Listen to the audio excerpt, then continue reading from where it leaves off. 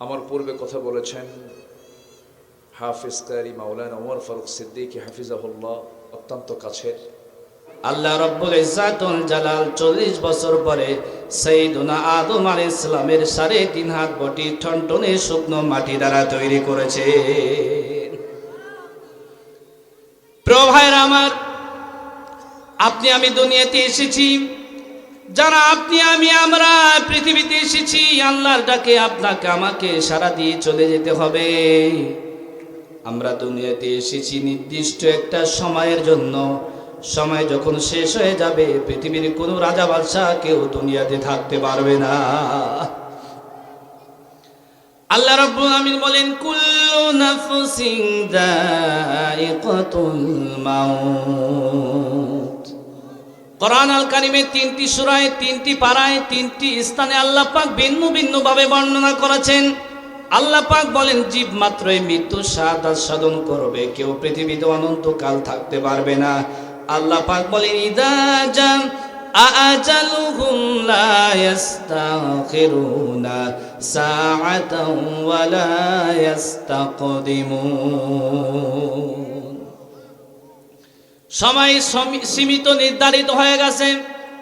প্রিয় ভাইয়ের আমার, আমাকে একটা নির্ধারিত সময়ের জন্য স্টেজে বসানো হয়েছে।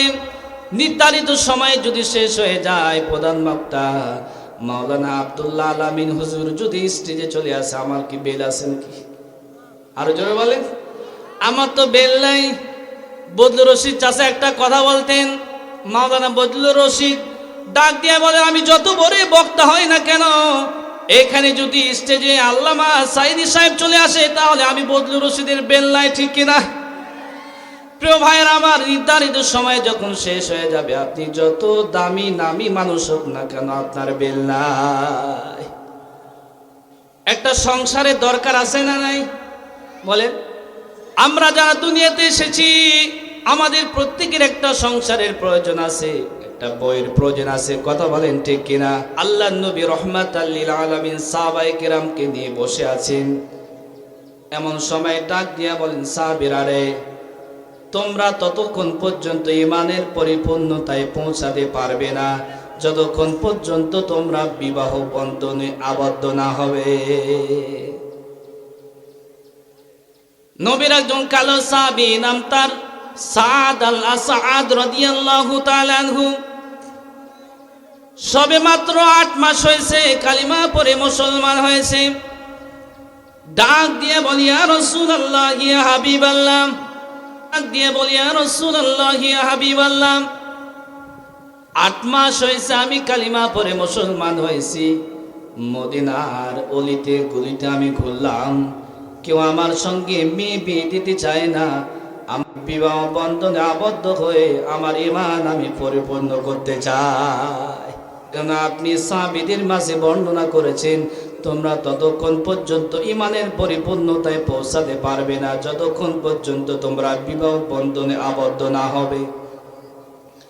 আল্লাহর নবী রাহমাতাল লিল আলামিন নিজ হাতে একটা পত্র লিপিবদ্ধ করে মদিনার সবচাইতে ধনী মানুষ, তার পরমা সুন্দরী কন্যা ইবনে ওয়াহাবের বাড়িতে পাঠায় দিলেন।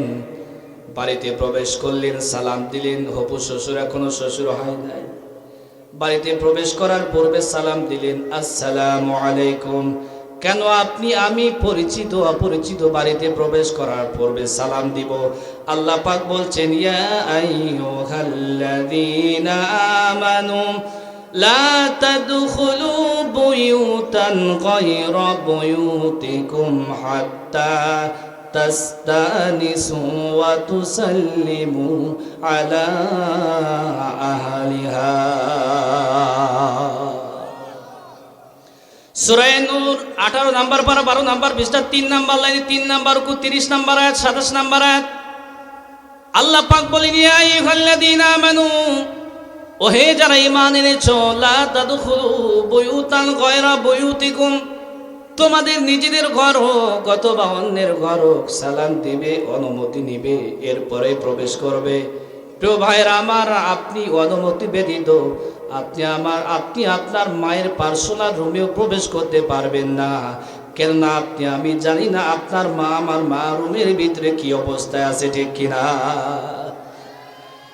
সালাম দিয়ে প্রবেশ করলেন, ইবনে ওহাবের হাতে পত্রখানা ধরায় দিলেন, ডাক দিয়ে বলেন, রহমতের নবী মেয়ের জামাই নির্ধারণ করেছেন।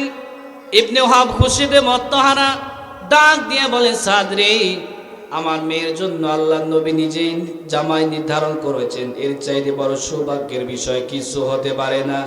ডাক দিয়ে বলে, সাদ রে, আমার মেয়ের জামাইকে। হযরতে সাদ রাদিয়াল্লাহু তাআলা আনহু বলেন, আপনার মেয়ের জামাই নির্ধারণ করেছে আল্লাহর নবী আমারে। ইবনে ওহাব রাগান্বিত হয়ে গেলেন।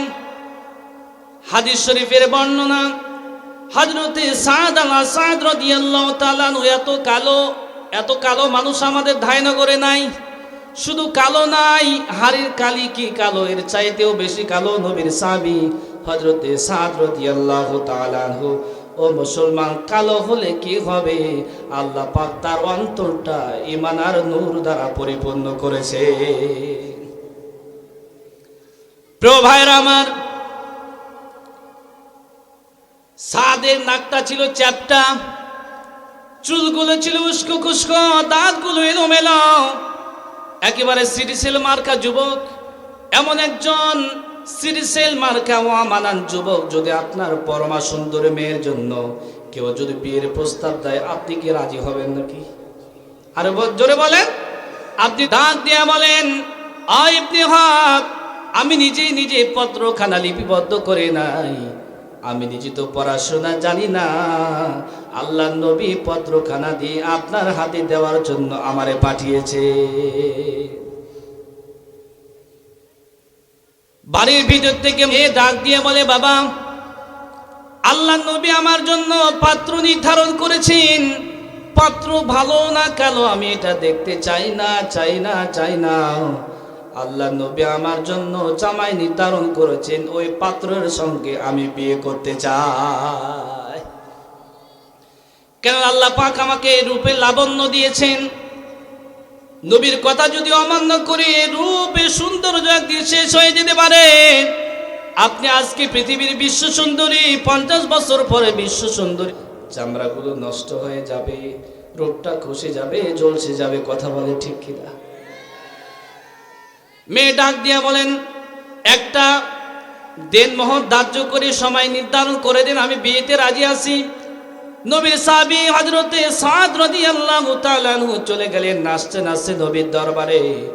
ইয়া রাসূলুল্লাহ, ইয়া হাবিবাল্লাহ, কাজ হয়ে গেছে, ইবনে ওয়াহাবের পরমা সুন্দরী মেয়ে বিয়েতে রাজি হয়ে গেছে। একটু জোরে জোরে বলি সুবহানাল্লাহ। বাড়িতে চলে গেলেন। আল্লাহ নবী রাহমাতাল লিল আলামিন দিন তারিখ ঠিক করলেন, মোহর ধার্য করলেন 400 দিনার।